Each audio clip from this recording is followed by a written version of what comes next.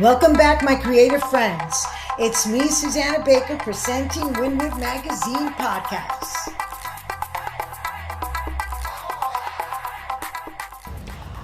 Welcome back to Wynwood Magazine. I'm your host, Susanna Baker, and we always bring you the legends and the icons, the people that create and make Miami a magic city, and not just the city of Miami, but the whole world. And with me today, I am so happy and honored to have Peter Tunney. Hello. Hi, Peter. Hello. Always with your great cigar. Not always, but I think for an interview, having a cigar in a quiet moment is a good call. You know, I love that. I love your cigars. I love your style. You're iconic. What you do is a metamorphosis of decades. And I met you 14 years ago.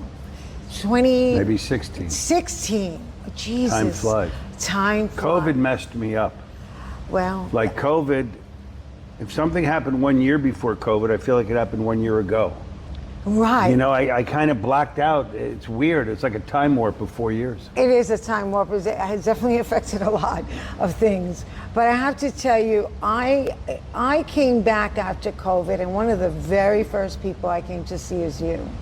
Because you have all this wisdom that is stored in that beautiful, behind those locks of blonde hair, is all this Is worldly. this an interview or a love letter? Holy moly. It's just, you're so full of wisdom all the time. Remember this, all wisdom is plagiarism.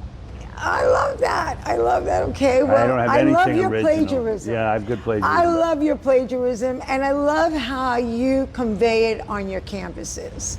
And every year after year, you have been in the Wynwood Walls since 2009, first tenant ever at the Walls, right? Correct. What brought you here? Tony and Joey Goldman.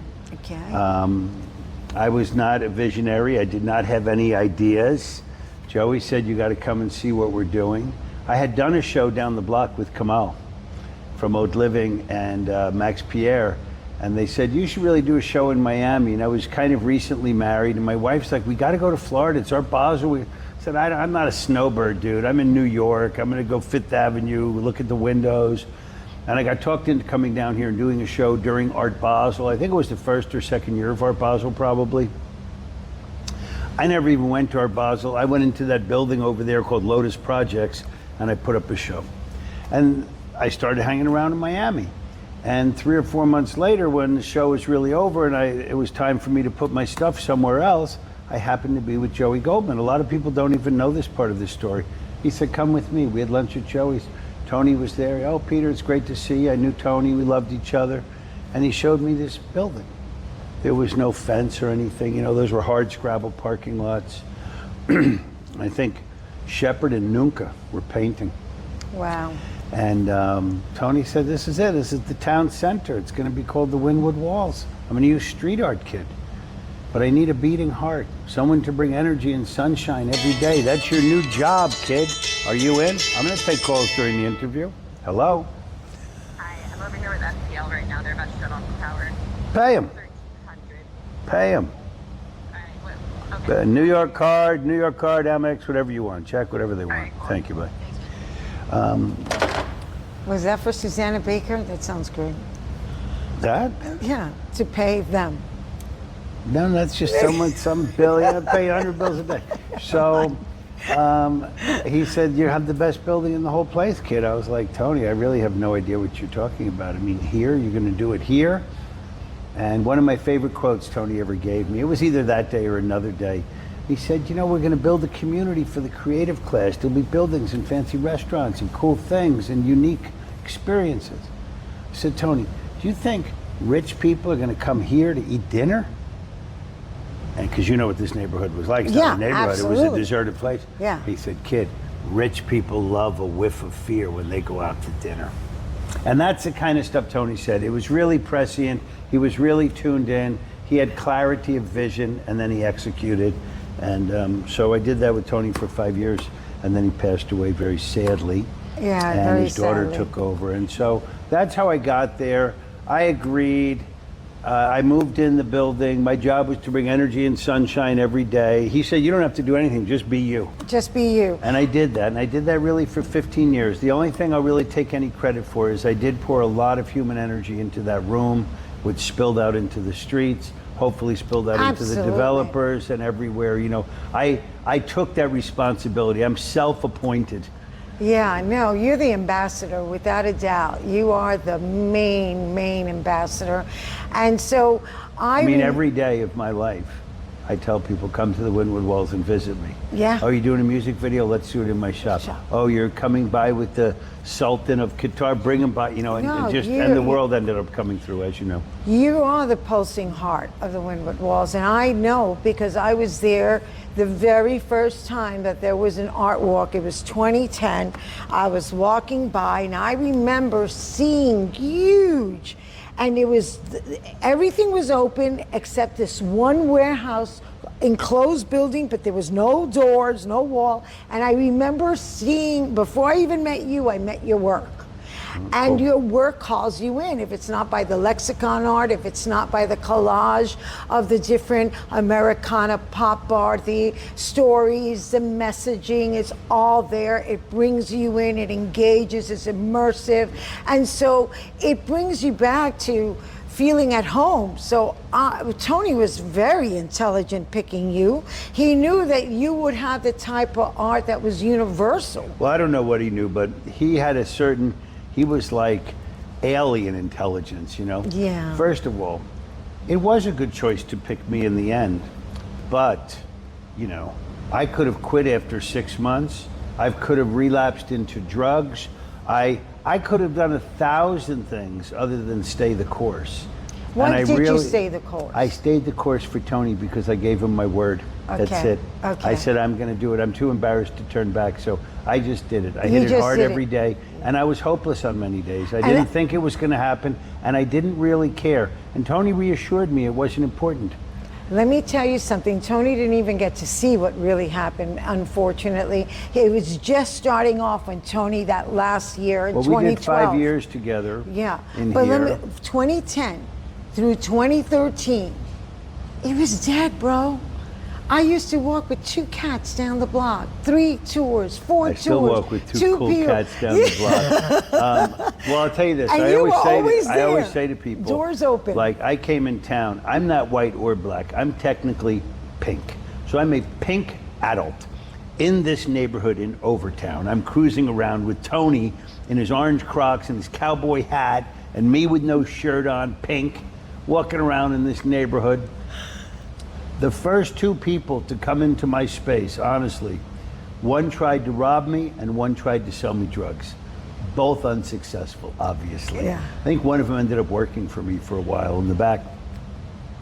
But that's how it was. My first year here, I didn't have anybody that wandered over here. People don't understand. You're not wandering in Northwest 2nd Avenue and 26th Street in 2010. No. You're wondering if you're a criminal or a meth cook or a murderer. I mean, there's nobody here. Yeah. The next year at Art Basel, like 4 or 5 people I knew came over. Yeah. And I might have done 40 or 50,000 in business, sold a couple paintings for 10,000 each. And then I would close and go back to New York. And then leave it closed from March until November. It was just like a seasonal thing I was going to do. And then Tony said, you know, you should think about, this is a 365-day town now. He was right about that. This is, certainly today, this is a 365-day town, no question. So I just stayed. When did you realize that he was right on the money? I knew Tony was on the money the first day I met him. He was a switched-on dude. Yeah. And I met him in New York City. Our paths crossed a little bit here and there, but we really connected on a personal level just a little bit before the Wynwood Walls. Yeah. I met him in New York City, and he got some pictures from me, and he got some pictures having to buy him for my daughter. I remember so well because Jessica, when we first met, she had little kids, like I want to say like 2, 4, 6, and 8, you know, something like that. She has 3 boys. And those kids now are 6'2". I know. In shape, beefcake, soldiers, football. It just blows my mind. Time flies. I'm wearing the same pants. Time.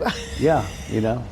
And I've also had 2 kids, you know, since I moved in here. So Wynwood is, New York City has always been my home. Yes. And Wynwood is my heart. Yeah, I definitely agree. And I remember asking you a few years ago, where do you sell most? Because you have your gallery in New York City and you have here in Miami. And I asked you and you said, you won't believe this, but I have people from New York that come here, buy the art, and then I have to ship it back to New York when I have a gallery there. I did 2 deals today going back to New York. Going back to New York, wow.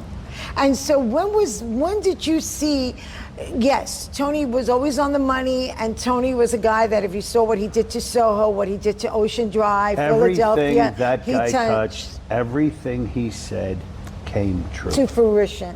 It all came true. Yeah. It came true after he passed away. Yeah. He waved his hand. He said, you know, there'll probably be some big apartment buildings around here, and you're going to have some bad actors. I mean, he passed away, and we had bad actors in big buildings. Yes, So absolutely. his vision is still unfolding as we speak, as we sit here in a building that he bought back then for probably a couple $100,000. Yeah, absolutely. Absolutely. And I have to tell you, now that every year, you are in the heart and the pulse of the Wynwood Walls, the most creative neighborhood, by Forbes Magazine, top 10 in, here's where everybody, the Olympics, Art Basel. I think it was #1 coolest December. neighborhood in America in some article. That's right, yep. Well, take me to a neighborhood that's cooler. No. And I wouldn't even say Tribeca, where I am and where I love Soho and Tribeca, especially Tribeca now. I don't think Tribeca is a cooler neighborhood than this. No. It's expensive. It's a different level of people. It's a different level of pedestrian traffic. It's a different level of living on the street with the people working inside. You know, Tribeca is Tribeca. Tribeca is almost now kind of a snobby place. Right. There's no snobbery around here. I have to tell you, this is a very unique place without a doubt. And this is for Wynwood Magazine, obviously, of which we're going to do a cover, the next issue, with Peter Tunney, by the way, you guys. I'll skip the cover if you don't mind. No, I don't. But I have to tell you, and it's not my first cover with you. I know. Yeah. We've done a lot. We've done a lot together.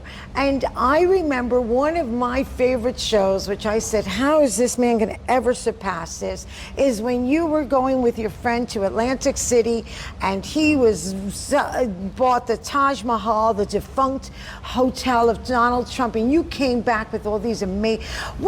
That was one of my favorite shows. What is one of your favorite shows of yours? That's also one of my favorite shows because it's so otherworldly. My other shows were different paintings. Some were found objects, some were photographs, giant Polaroids. We did a big story in the giant Polaroid studio. Yeah. I mean, you talk about glory days. Yeah. That feels like a story I'm telling you that happened 50 years ago. That happened 8 years ago or something, yeah. So, 8 years ago. That I was just shooting giant Polaroids in there of all these different... I had Chuck Close in there and all these guys and football players and athletes. Bert Stern. Cobra, Bert Stern, amazing. I mean, just the giant Polaroid room is like 3-part documentary. So I love that. I loved having the giant Polaroid studio and my studio in the Wynwood Walls and just monopolizing the whole park. That was amazing. The Taj, of course, stands out because it's a different thing. It's so weird. It was like bordering, is this even an art show or just an eccentricity, But I went to the Taj, my friend bought it, and he said you could take anything you want. And so I just started taking pictures, and then the stuff showed up on these huge trucks. And I really didn't know what to do with it. He said, but now I got it for you. You have to do the show. Because I told him, upon walking into the Taj, I said to him, I should upcycle a lot of this stuff and make some art out of it. It'd be a great show, like excerpts from the Taj Mahal, lesson learned, that kind of thing. Right. My show had nothing to do with Donald Trump. I had seen the night before, my son was like 3 years old or 2 years old, and you're up a lot at night, taking shifts with Amy. And I watched the last 3 minutes of the Planet of the Apes, which I saw as a meme going around this week. Charlton Heston on the beach. They did it. They blew the whole goddamn thing up. And he realizes they have the decrepit Statue of Liberty sunk in the sand up to her waist, just the skeletal remains of it.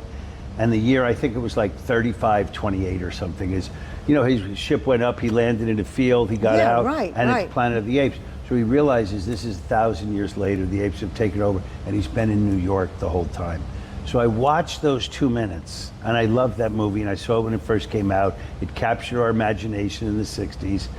And I just said to him, you know, it would be cool if I took all these big pieces and I sunk them on the beach, like at Faena, because I just did an event at Faena. Faena was just opening. And you actually gave a great name to Faena doing that show. You were one of the first, if not the first. It was a very cool thing to do at Faena. They have so much game anyway without me, but my whole story of even doing it with them is so weird and eccentric because they have big sponsors and millions of dollars and Damien Hirst, Golden Mastodon, absolutely. And I was like, don't worry. You use the sand. But I'm telling you a story. Go ahead. So they kept saying, are you going to do it? I said, I'm going to do it. I'll be there. I'll be there. So everything else was planned months in advance, BMW sponsorship, that kind of thing. And I kept telling Alan Faena, you know, I've got my guy in Atlantic City. I have to take these big things off the building. You need a 600-foot crane to get the big letters I wanted off the building. I waited a month for that crane. You can't just, even Peter Tunney cannot just order up a 600-foot crane on the boardwalk in Atlantic City. So I know, and Alan and I have this story between us, he and Jimena were getting not only frustrated with me, at a certain moment, they might deny it today, I don't know if they would, but they thought I was total, insane, just full of shit person. I was like, no, it's gonna be next week. They're like, Peter, Art Basel's in 8 days. You haven't shown us anything. So I took like a paper plate and I was like, I'm gonna put the elephants here. It's gonna be amazing. And he's like, you know, I hope you get some help. That's where we were. And then it was like the Friday before, they're opening on Monday. Friday, my ex-Mossad guy, who can drive from New Jersey to here in 21 hours every time, nothing can stop him. I said, he's coming tomorrow. I'll put the installation up with my guys, don't you worry. You'll be ready for Monday, no problem.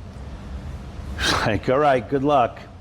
We rolled in, all my trucks rolled in, exactly on the hour I said. My crew, my ragtag crew, we're like the Expendables, right? We show up on the beach, digging holes with shovels, moving a forklift, and I set that thing up on the beach in like 6 hours. I called my Expendables electrician, I said, you gotta light this shit up. And we did it, we buried the things, and we lit it up on Saturday night. And everyone was like, you gotta be kidding me. They had the 4,000 drone show. They had the BMW geodesic sphere, you know, and all very thoughtful, incredible activations. But on that night, on Monday night, I was thinking, who's even gonna come? I didn't even promote it. I don't even know if I sent out an email. I was so busy lighting it up and smoking cigars over there. It was so cool, sitting on the elephants and the water and everything. And then we just saw that night coming down the beach, just like 20,000 people, led by Alan Faena in like a flowing robe and a white turban.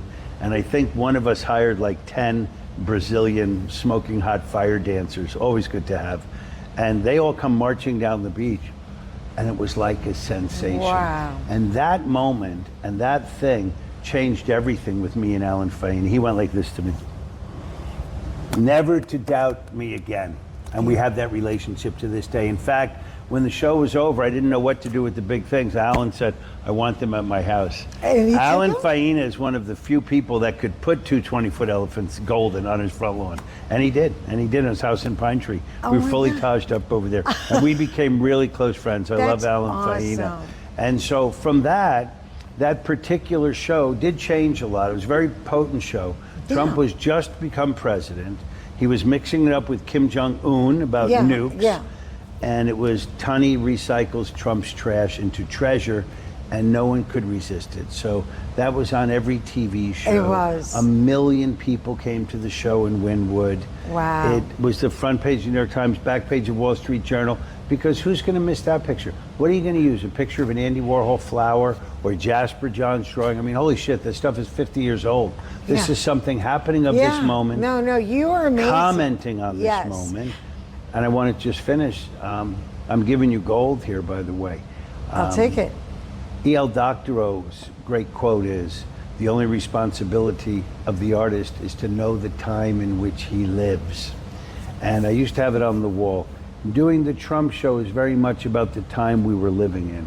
So this year, another big collector and gallery bought most of all of the stuff I didn't sell, which wasn't much, but there were some odd pieces. Excerpts of the These Taj are the Mahal. excerpts from the excerpts. Yeah. And he's going to put it up at Art Miami That's in awesome. quite a grand fashion.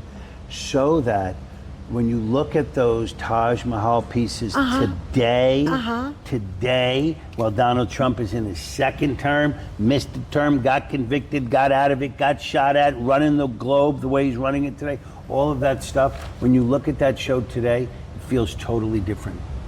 The context is so different. It's kind of like Tony Goldman picking me.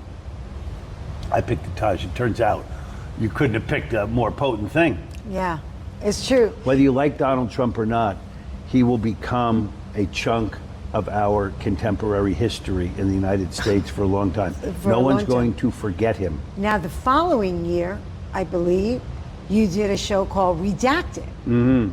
And that was awesome, too. It's very minimalistic, so, but it was very potent. You know, during all of this stuff, for the last 8 or 10 years, 12 years, it's on TV this week, the Jeffrey Epstein files. They're going to release him, but they're going to be redacted, right? I hate redacted.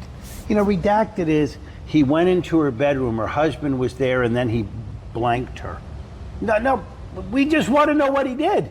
Right. So they're always redacting out the good parts. Yeah. It makes us look like idiots. Don't show me a redacted document. That's like saying, I'm going to fuck you over, and you can't read it. Like, what am I, an idiot?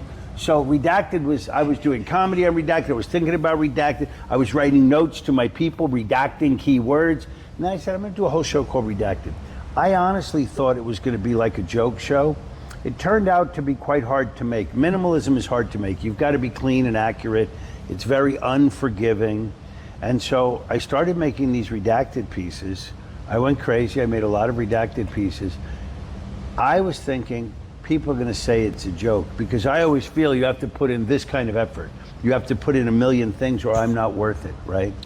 The Redacted was my best-selling show ever to the best collectors ever. I had people that would never have bought Peter Tunney art, but they would buy that.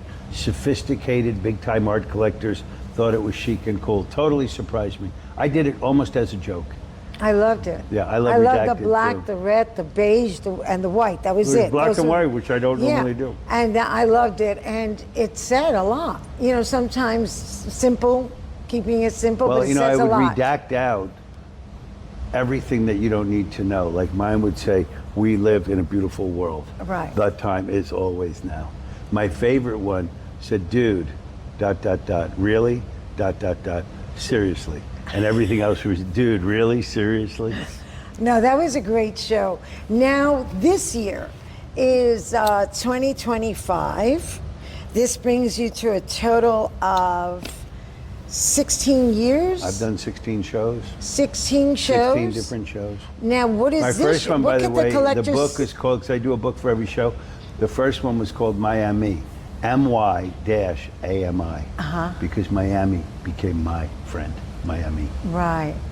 And what's the book for this year's show? Small is Beautiful. Small is This year's Beautiful. show is called Small is Beautiful. It's not based on, but inspired by a book of the same name, Small is Beautiful, written by the great E.F. Schumacher, philosopher, economist, 1973. The subtitle of the book is Economics as If People Mattered. And that's a good one. He would say, for example, in his book, Henry Ford solved the problem of production with the assembly line. For him, wasn't so good for the workers. So that is not a real solution. Economics as if people mattered. And the main principle of Small is Beautiful, and my principle that I'm leaning into, is maximum is not always appropriate. We're just, what are you gonna have, a 75-foot golden balloon dog? I mean, just maximum You're right. is kind of gratuitous, you know? So I set out in the beginning of this year, I thought I was gonna make 50, and then I changed it to 100, to make 100 small, compact, fully realized paintings, just like I would do on a real one. And I also get asked almost every day, and if I'm in the show, hey, do you have any small paintings? Yeah. And I mean, people ask me that all the time. Of course, for money, for budget, for size. Sure. I have a collector that's maybe bought 7 or 8 paintings from me. He's maxed out on Peter Tunney in all of his houses. Yeah. But he came in, he's so small, he said, I'm gonna give that to my daughter. Aw, So yeah. there's a place for the small Absolutely. paintings. And so I made 100 small paintings. The rest of them are on this table. They're gonna go to the framer, and I'm presenting Small is Beautiful. And that's my sweet. swan song for the Wynwood Walls. Thank you very much. Then I'm gonna go become small.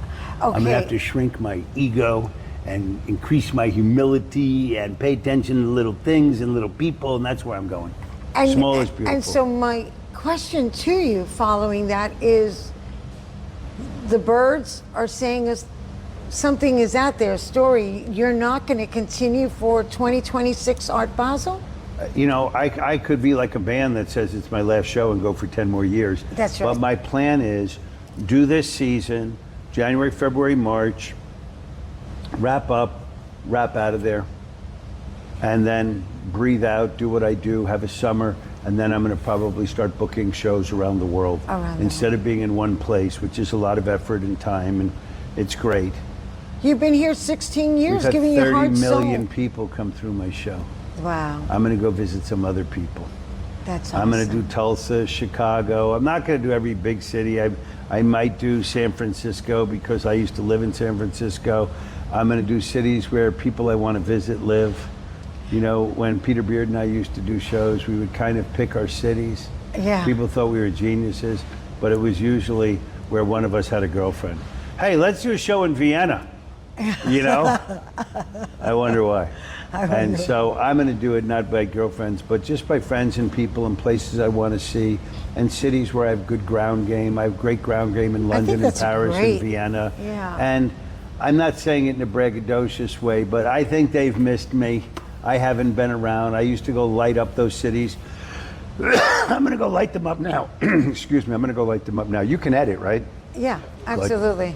I wanted to ask you final question, though I hate to end this, but final question. What would you say to yourself, to your 20-year-old self? Don't worry so much. You know, everything I worried about didn't happen. Even the stuff I worried about happened, and it doesn't matter. You know, I'm really into physics. We're really small. It's really inconsequential. But people take that the wrong way. That is a fact. That's like me telling you, this building is bigger than you, and Wynwood is bigger than this building. These are just facts. Our known universe is really big. Our solar system is really big. And the Milky Way galaxy is huge. The Milky Way galaxy is traveling at 2 million kilometers per hour.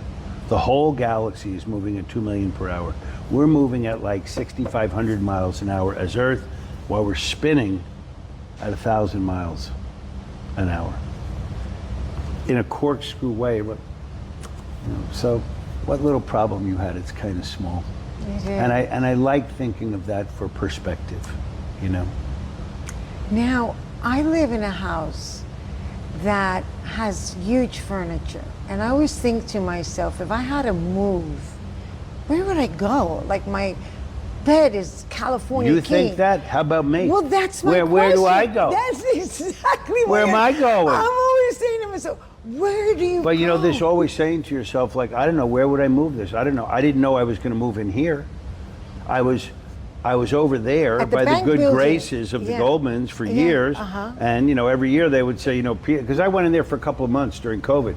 Then I said, could I stay for a year? Can we make a deal? They said, well, we're going to develop it. And finally it came where I really did have to move out. Okay. And on the day where I heard I have to move out, he called me up and said, I've got another place. You want to look at it? And I walked in here. I said, I'll take it.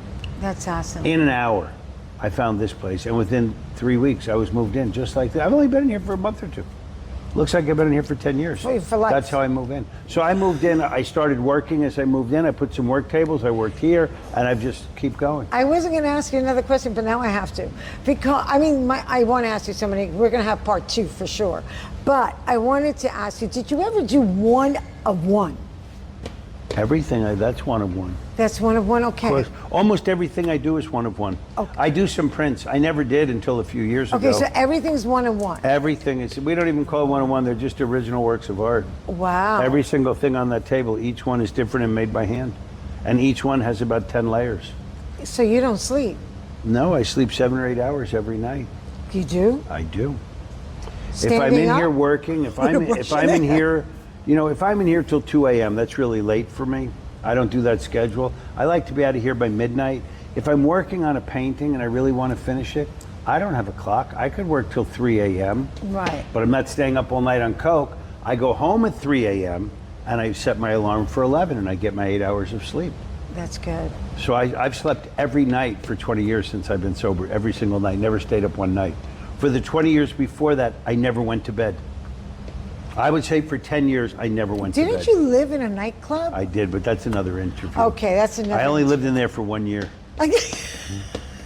People like, I lived in a nightclub too. I was like, no. I had a bedroom in there. Like, I had a mattress near the dance floor. Like, I lived in It was an art installation. It was. Well, I got to tell you,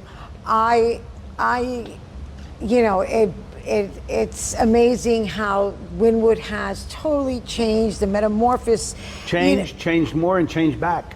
Yeah. And now changing differently and changing again. Every time I try to get used to the change, something else happens, and it just kind of leaves the evolution. The evolution is constant. Well, here's it doesn't what I stop. say about all of that. I'm living in the day I'm in, and I'm doing the tasks that I'm doing in the day I'm in, and trying to be present. On this paper are my detailed notes for the 100 paintings. Number 1, 16 by 20 inch vertical. I wanted to say I read the news today in a certain font. These are my cryptic notes. I have this for every painting. I'm thinking about that. And when I'm on the painting, I have 2 pieces, and I think, well, do I put the white over? You know what I'll do? I'll burn it, and then I'll slide it down. That's what I do. I live in the crack of 2 little pieces. That is my professional job. That's what I get paid for. That's where I spend my time. And even I spent 30,000 hours gluing shit together. Wow. You can't do 3 at a time. I don't believe in multitasking. I do this, and I could be thinking about the next one, but you see, you can't do 3 at a time. Right. You can put this one down, and so I'm going to put that. I got to pick it up. And if you go like that and you think about it, and each piece has a relationship that you thought about, then you'll make a piece of art. If you just slop it down because you like cookies or whatever, you just make a dumb piece of shit. And so I really have to focus on where I am. So I'm a real one day at a timer, as you know, and I just do one little piece at a time, one little task at a time. I did all these. These are all made. They're hanging up over there in the show. Well, I'm going to say to our audience and viewers, this is Peter Tunney. We're in his studio in Wynwood. I would definitely go see his show. It opens up on November. It's open today. We're open every day. We never stop. It's, people have these opening dates. I don't. Like, you can go see my show right now. Yeah. Maybe it will be a little different in a week from now. Right. And in a week from then, I'll have sold a few things. I mean, the show is changing. It's like a living organism over there. Right. But now, the big part of the show, the wall of all the small paintings, which, by the way, for me, of all the shows we talked about, yes, I love this show so much. Pound for pound, this is the best show in art I've ever done, for sure. Well, every little piece is a gem. It's the most important in my heart, knowing what might not happen again or will happen again but other things in will different happen. places. Other things will happen. Yeah. I haven't even had my sip of one coffee yet today. This has been here since 9 o'clock. This is me, by the way, on a pretty down, depressed, quiet day. And if that's depression, I want some of it. Because you are absolutely just one of a million. Well, so are you, and thank you so much for all your enthusiasms, your passion. You're just a tireless machine like me, and so God bless us. We live to fight another day. Boom. Boom. Hope you enjoyed listening to part 1 of the podcast. If you want to listen to part 2, make sure to tune into Apple, YouTube, Spotify, and here on Instagram. And don't forget to follow us at Wynwood Magazine Official and subscribe to our YouTube channel.